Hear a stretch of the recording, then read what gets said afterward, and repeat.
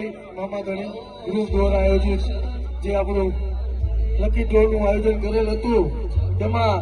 ચિત્રાખડા ગામથી જે આપણી બાજુમાં બધા ગ્રુપ ઊભું છે, બસ